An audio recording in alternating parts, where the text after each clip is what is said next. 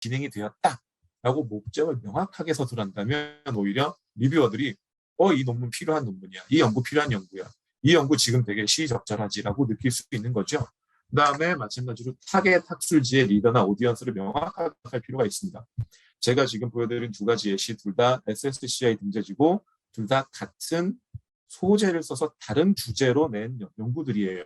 그러니까 리스크 톨러런스라고 하는 부분인데, 그러니까 제 연구 주제 중 하나가, 소재 중 하나가 리스크 테이킹 혹은 리스크 톨러런스예요. 사람들이 얼마나 그 재무 행동을 하는 데 있어서 위험을 추구하는지 혹은 위험을 회피하는지.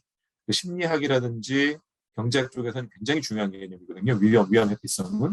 그래서 리스크 톨러런스에 대해서 파이낸스 쪽 저널에서는 그래서 리스크 톨러런스라는 게 결국 이렇게 굉장히 그 인베스트먼트 행동에 굉장히 하다라고 얘기를 하는 논문을 쓴 게 파이낸스 리서치 레터 쪽으로 한 거고, 또 하나 쪽은 지금 소셜 인디케이터스 리서치라 해서 이건 또 사회학 쪽, 특히 이제 사회복지나 뭐 사회학 쪽에서 그래도 나름 탑랭크 저널로 알고 있는데, 그쪽에서는 어떤 방향으로 주제를 갖냐면 파이낸셜 리스크 톨러런스, 그러니까 얼마나 사람들이 위험 회피를 하는지, 위험을 추구하는지에 따라서 결과적으로는 사람들이 가지고 있는 부의 양이 달라지고, 그렇게 양이 달라지는 걸로 인해서 빈익빈, 부익부, 빈부격차가 더 커진다.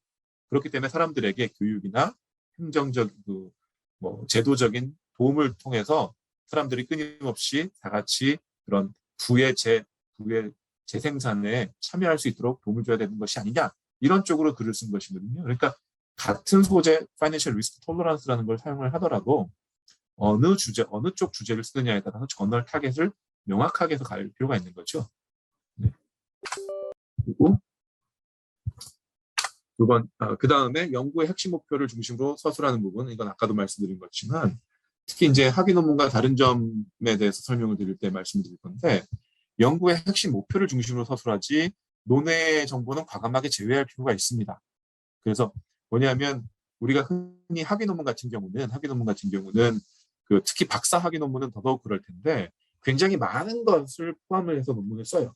굉장히 많은 것을 포함해서 논문을 쓰는 이유는 아무래도 그 학문이라는 건 어찌 보면 대하소설 같은 거니까 굉장히 많은 정보를 포함해서 내가 이만큼 많이 훑어봤고 그중에 이 부분을 더 집중적으로 파고로 들어갔다라고 설명하는 게 이제 어찌 보면 학위 논문의 그런 흐름이 될 텐데, 학술지는 전혀 그렇지가 않아요. 학술지는 아까도 처음에 말씀드렸지만 연구 목표를 분명하게 딱 세팅을 하고 그 연구 목표를 향해서 이런 논문을 내가 받고 이런 방법론을 썼으며 이런 데이터를 모았고 이런 결과를 얻었다.